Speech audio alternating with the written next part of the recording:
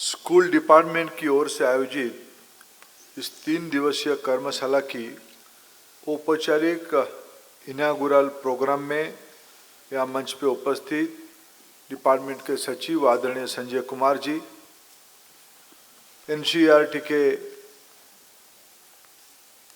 निर्देशक प्रोफेसर साकलानी जी, विभाग के जॉइंट सेक्रेटरी सुश्री श्रीजा कुमारी जी और यहाँ उपस्थित देश के जाने माने सामाजिक कार्यकर्ता और स्पेशल ओलंपिक की देश में जिन्होंने एक बड़ा आकार दिया, आदरणीय श्रीमती नड्डा जी, मल्लिका नड्डा जी, तथा मैं सबसे पहले धन्यवाद और आभार प्रकट करूंगा आदरणीय श्री केशव सूरी जी को, जिन्होंने इस कार्यक्रम को एक प्रकार से मेजबानी किया, होस्ट किया, उनकी संवेदनशीलता का परिचय दिया और यहाँ उपस्थित सारे इस दुनिया के सारे स्टेक होल्डर्स, विभिन्न राज्यों की अधिकारी मित्रगण और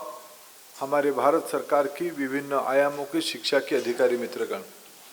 मैं सबसे पहले विभाग की इस प्रयास को बहुत बहुत शुभेच्छा देता हूँ। समाज की एक अत्यंत संवेदनशील विषय पे हम लोग एकत्रित हुए हैं और आगे की रास्ता कैसे होगा इसकी योजना बनाने के लिए मैं देख रहा था आने वाले 2 दिन में, आज और आने वाले 2 दिन में क्या क्या चीज़ हम लोग हासिल करेंगे। मैं कई सारा विषय,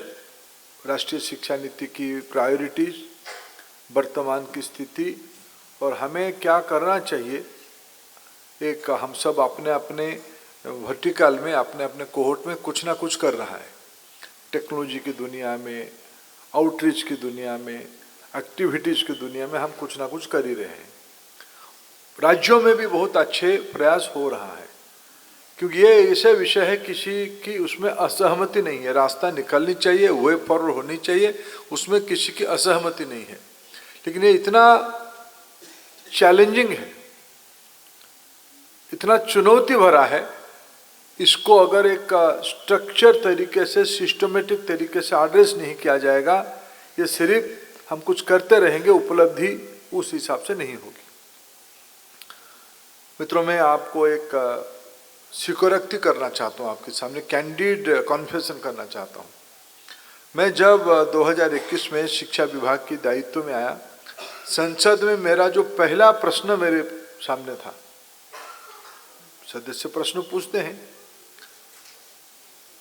प्रश्न का मूल ये था कि हमारे देश में डिस्लेक्सिया और डिस्कैल्कुलिया की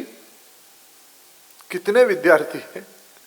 और उनको पढ़ाने के लिए स्कूल में क्या व्यवस्था किया। ना मेरे को डी मालूम था, ना मेरे को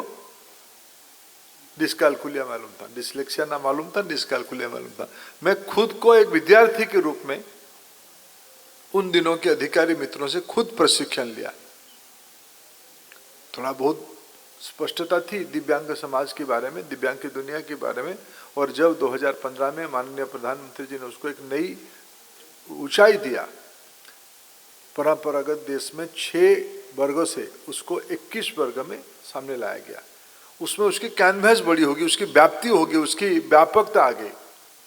उस समय में फिर उसमें हमने एनईपी में, जिसको साकलानी जी उल्लेख कर रहे थे